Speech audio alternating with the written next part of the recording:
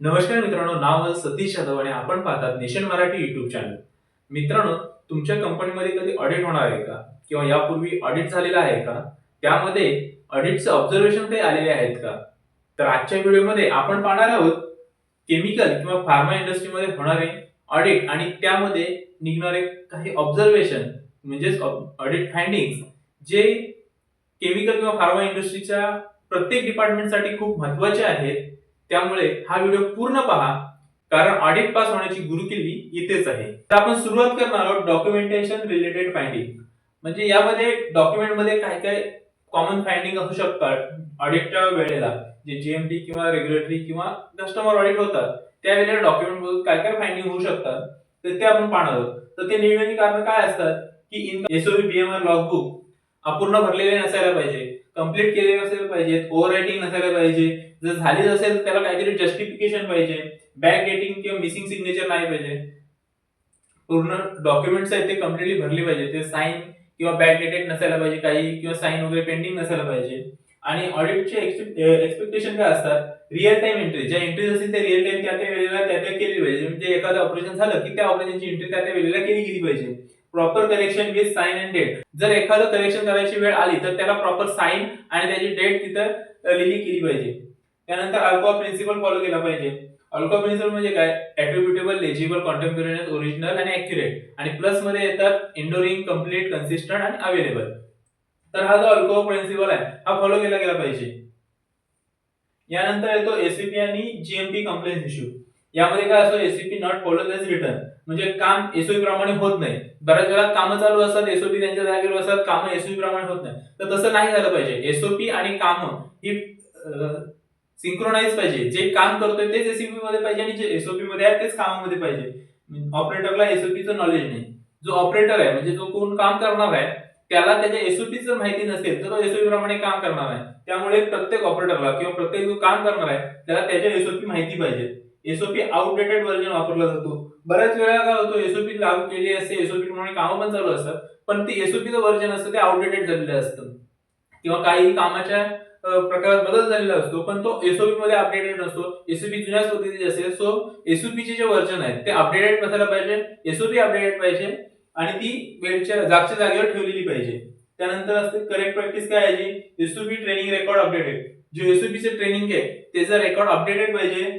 Latest SOP at work place, जे नवीन SOP आहेत त्यांचे अपडेटेड व्हर्जन आहेत किंवा एसओपी नवीन आहे ते त्यांच्या जागेवर पाहिजे, ज्या ठिकाणी काम होणार आहे. जर एखाद्या इक्विपमेंटचं कामाची एसओपी आहे ती त्याच्या जवळच पाहिजे.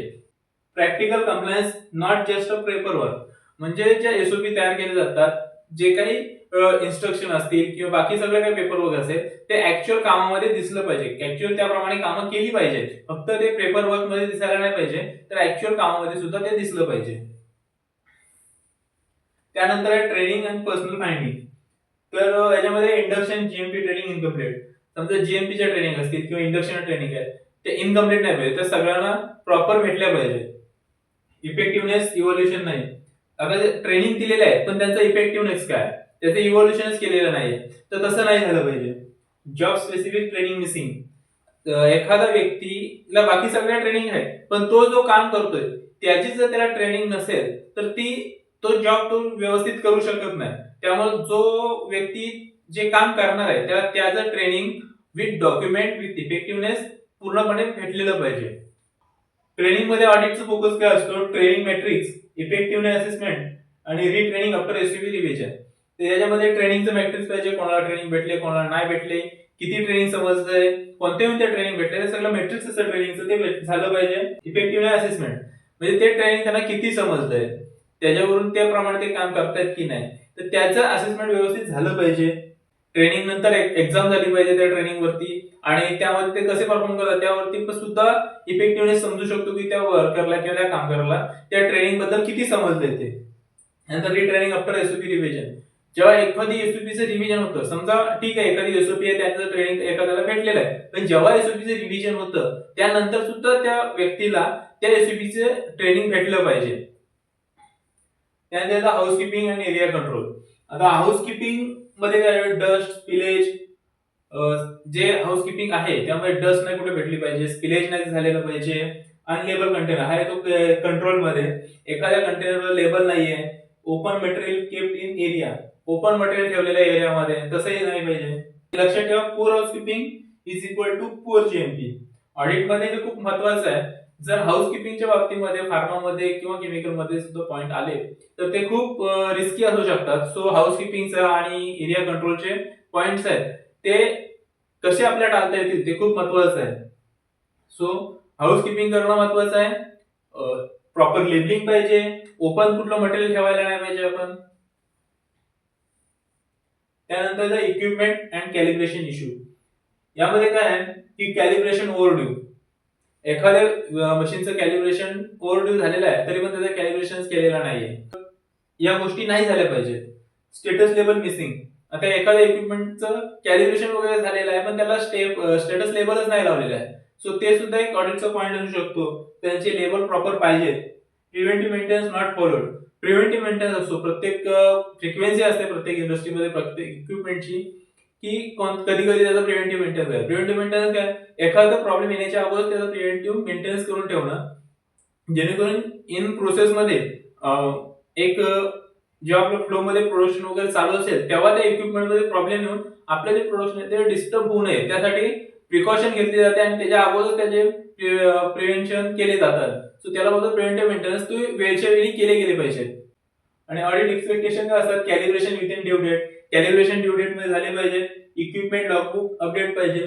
जे इक्विपमेंटचे लॉगबुक वगैरे आहेत त्या इक्विपमेंटचे प्रिव्हेंटिव्ह असतील किंवा काही असतील कॅलिब्रेशन वगैरे असतील ते अपडेटेड पाहिजे. Breakdown and maintenance history available.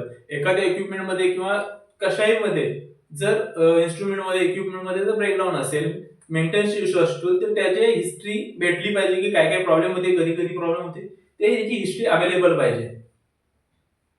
त्यानंतर QC and data integrity findings.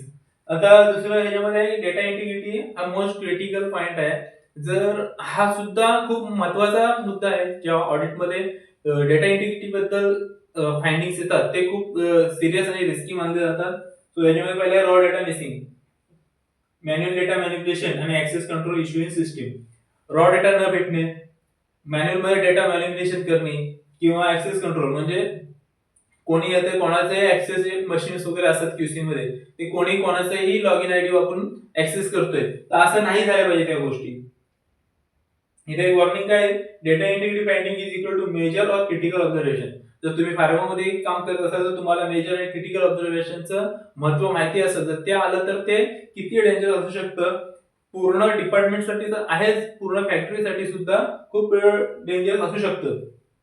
So याच्यासाठी काय करायला पाहिजे, फॉलो अल्को जे मग सांगितलं. अल्को म्हणजे ऍट्रिब्युटेबल, लेजिबल, कंटेम्परेनियस, ओरिजिनल, ॲक्युरेट आणि कन्सिस्टंट, कंप्लीट, अवेलेबल आणि इंडोरिंग. हे जे अल्कोहोलचं प्रिन्सिपल आहे ते फॉलो करायचं. जर फॉलो जर केलं ना तर ह्या ट्रेनिंग मध्ये जेवढे पॉईंट दाखवलेले आहेत त्यांच्यामध्ये कोणतंही ऑब्झर्वेशन येणार नाही. तर अल्कोहोल प्रिन्सिपल फॉलो केला तर प्रॉपर रिव्ह्यू अँड बॅकअप. प्रत्येक डॉक्युमेंट असतील, प्रत्येक जे इक्विपमेंट असतील, प्रत्येक रिझल्ट असतील, काही असेल त्याचं प्रॉपर रिव्ह्यू करायचं, त्याचं प्रॉपर बॅकअप पाहिजे. रिस्ट्रिक्टेड ऍक्सेस कंट्रोल, जे ऍक्सेस कंट्रोल दिलेले आहेत प्रत्येकाचे लॉग इन आयडी असतात त्याच्या थ्रू ते वापरले पाहिजे. त्याचा पासवर्ड सगळ्यांमध्ये शेअर केलेला नसायला पाहिजे.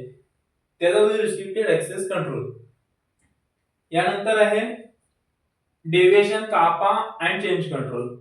आता समजा एखादं काही असेल जे आपली प्रोसेसच्या विरुद्ध जात असेल, आपली जी प्रोसेस ठरवून दिलेली आहे त्याच्या व्यतिरिक्त एखादी गोष्ट घडली तर ते होतं डेव्हिएशन. तर डेव्हिएशन मध्ये लेट राईज केलं, समजा आज डेव्हिएशन झालंय आणि उद्या किंवा परवा आपण ते राईज करतो, त्याला काही उपयोग होत नाही. जेव्हा डेव्हिएशन होतं, जेव्हा आपल्याला समजतं की डेव्हिएशन झाले तेव्हा ते लगेच राईज करणं महत्वाचं असतं. तर तोच पॉइंट आहे की डेव्हिएशन लेट राईज. त्यानंतर काय की रूट कॉज नॉट सायंटिफिक. आता एखाद्या गोष्टीचं, एखादी गोष्ट प्रोसेसच्या बाहेर म्हणजे एखादं डेव्हिएशन झालेलं आहे तर त्याला रूट कॉज शोधणं खूप महत्वाचं.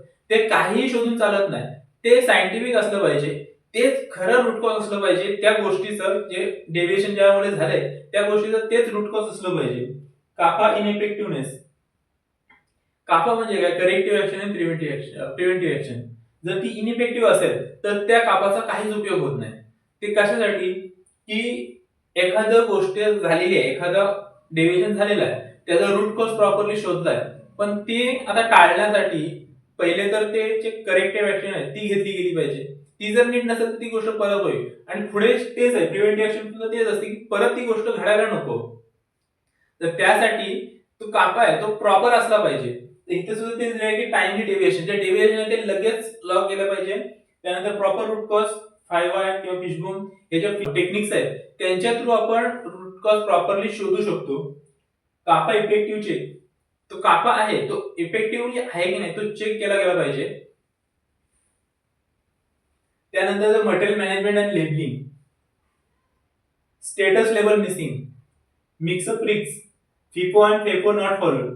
हे काय की स्टेटस लेवल एखाद्या गोष्टीचं स्टेटस मिसिंग असेल तर समजणार नाही दुसऱ्या कोणाला बघणाऱ्याला की मटेरियल नक्की काय आहे ते. सो त्यांचे स्टेटस लेवल पाहिजे. मिक्सअप रिक्स, जर लेवल वगैरे नीट नसतील, लेबलिंग ऍक्टिव्हिटी जर व्यवस्थित नसेल, याचा लेवल इकडे पडलाय त्याचा लेवल पडलाय, तर प्रोडक्ट मिक्स होऊ शकतात किंवा मटेरियल मिक्स होऊ शकतं. सो मिक्सअप रिक्स असते म्हणून लेवल प्रॉपर पाहिजे. फिफो आणि फेफो, फर्स्ट इन फर्स्ट आउट किंवा फर्स्ट एक्सपायर फर्स्ट आउट, हे दोन गोष्टी अशा आहेत की त्या फॉलो केल्या गेल्या पाहिजे. जी गोष्ट पहिली येते ती पहिली बाहेर गेली पाहिजे किंवा जी पहिली एक्सपायर होणार आहे ती पहिली वापरली गेली पाहिजे. जे first in first out FIFO and first expire first out not followed, तर ह्या गोष्टी फॉलो झाल्या पाहिजे.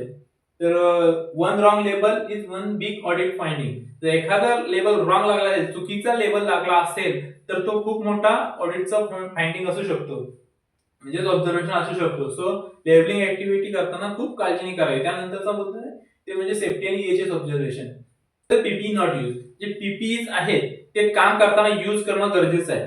जर एखादा व्यक्ती पीपीई न यूज करता काम करत असेल तर ते सुद्धा खूप मोठं ऑडिट ऑब्झर्वेशन आहे. त्यानंतर येतं MHD इज नॉट अवेलेबल, जे ज्या ठिकाणी जे सॉल्व्हंट किंवा केमिकल वापरले जाणार आहेत त्याचं MHDS तिथे जवळ अवेलेबल पाहिजे. आणि इव्हन ते सगळ्यांना माहिती पाहिजे, जे काम करणारे तिथे व्यक्ती आहेत त्यांना ते MHDS बद्दल माहिती पाहिजे. आणि ते त्यासाठीच असतं की सगळ्यांना ते वाचावं आणि सगळ्यांना ते माहिती असायला पाहिजे म्हणून. Emergency exit are block, emergency exit असेल पण त्या ठिकाणी तुम्ही ते ब्लॉक करून ठेवा. ब्लॉक म्हणजे काय, एखादं ऑब्स्टेकल असतील ते जर त्या आजूबाजूला समोर किंवा बाहेर किंवा आतल्या साईडला ठेवलं असेल तर इन इमर्जन्सी लोकांना बाहेर निघण्याचा मार्ग आहे, त्या ठिकाणी ऑब्स्टेकल असेल तर बाहेर पडू शकत नाही आणि मोठी दुर्घटना होऊ शकते. सो इमर्जन्सी एक्झिट ब्लॉक ठेवलं नाही पाहिजे. ते ऑडिटमध्ये सेफ्टी फाइंडिंग खूप सिरियस घेतले जातात. सेफ्टीचे फाइंडिंग सुद्धा खूप महत्वाचे असतात ऑडिटमध्ये, सो ते सुद्धा पाहिले पाहिजे. तर फायनल टिप्स पाहणार आहोत, how to avoid audit finding. Always follow SOP practically. ज्या SOP आहेत त्या फक्त कागदावर न ठेवता जे आपण काम करतो त्यामध्ये त्या अप्लाय करणं गरजेचं आहे. ज्या SOP दिलेल्या आहेत त्याचप्रमाणे काम करायचं आहे. आपल्याला मनाला वाटेल तशी कामं करायची नाहीत, त्यामुळे ऑडिटची फाइंडिंग्स येत नाहीत. डॉक्युमेंटेशन, डॉक्युमेंटेशन खूप महत्वाचा पार्ट असतो. अल्कोवा फॉलो करून जर तुम्ही डॉक्युमेंटेशन भरलं तर ऑडिटमध्ये डॉक्युमेंटेशन मध्ये काहीही प्रॉब्लेम येणार नाही. Training and awareness important.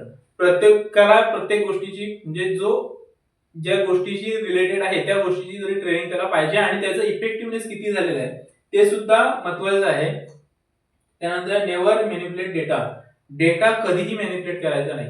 कितीही छोटा डेटा असेल, कितीही मोठा डेटा असेल, काहीही असेल, ते मॅनिप्युलेट न करता जे आहे ते रेकॉर्ड करणं आणि पुढे पास ऑन करणं हे खूप गरजेचं आहे. त्यामध्ये मॅनिप्युलेशन अजिबात नाही पाहिजे. Audit is equal to improvement opportunity, fear नाही. एखाद्या ऑडिटमध्ये ऑब्झर्वेशन आलंच तर त्यातून आपण कसं इम्प्रूव्ह होऊ शकतो ते पाहिलं पाहिजे. जर ऑडिटचं एखादं ऑब्झर्वेशन आलं त्याला घाबरून न जाता ते आपण जर आपली कामं व्यवस्थित केली असेल तर ते कसं आपण व्यवस्थित टॅकल करून त्यातून आपण कसं इम्प्रूव्ह होऊ शकतं ते पाहिलं गेलं पाहिजे.